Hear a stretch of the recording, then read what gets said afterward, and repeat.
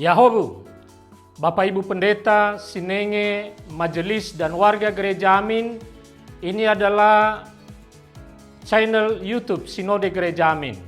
Karena itu, bagi yang mencintai Gereja Amin, tontonlah, subscribe, like, dan bagikan. Gereja Amin yang tangguh, mandiri, dan peduli. Tuhan Yesus memberkati.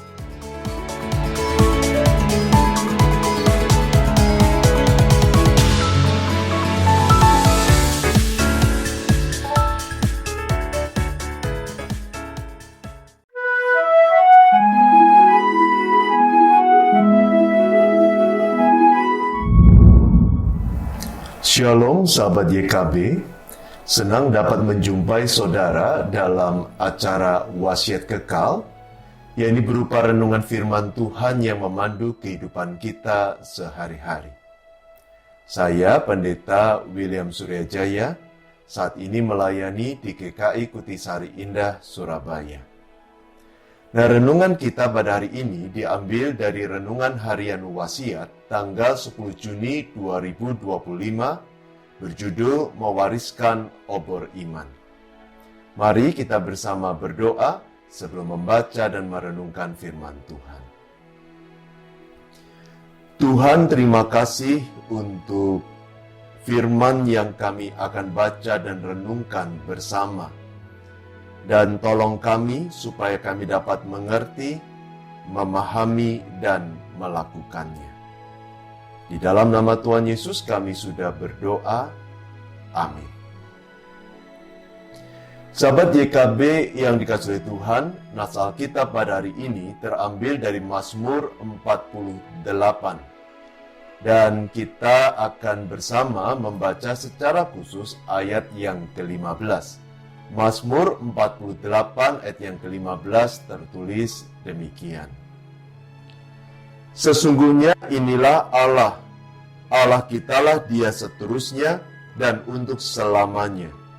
Dialah yang memimpin kita.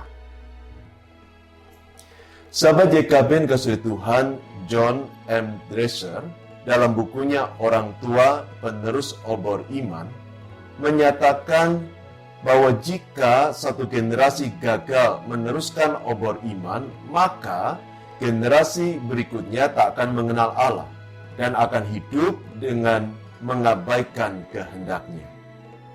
Pernyataan ini menegaskan betapa pentingnya meneruskan iman kita kepada generasi berikutnya.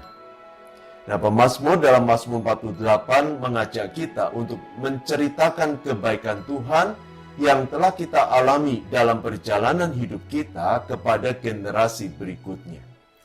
Hal ini penting agar kasih Tuhan terus dikenal dan dirasakan dari satu generasi ke generasi yang lainnya. Manfaat lain dari menceritakan kasih setia Tuhan adalah yang pertama, membangun iman dan karakter.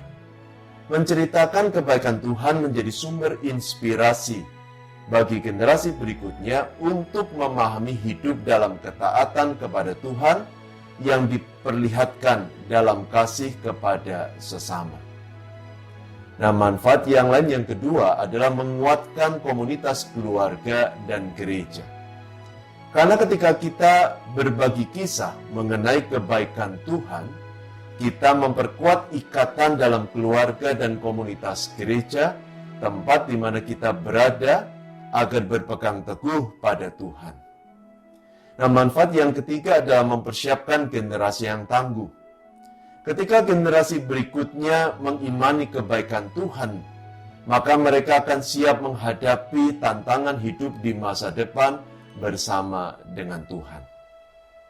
Karena itu mari kita meneruskan obor iman kita kepada generasi berikutnya untuk memastikan bahwa kasih Tuhan dirasakan oleh banyak orang.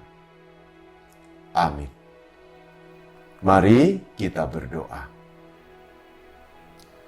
Tuhan, mampukan kami untuk menceritakan kasih dan kebaikan-Mu kepada generasi berikutnya, agar mereka juga boleh mengenal dan merasakan kasih-Mu dan mengasihimu dengan segenap hati mereka.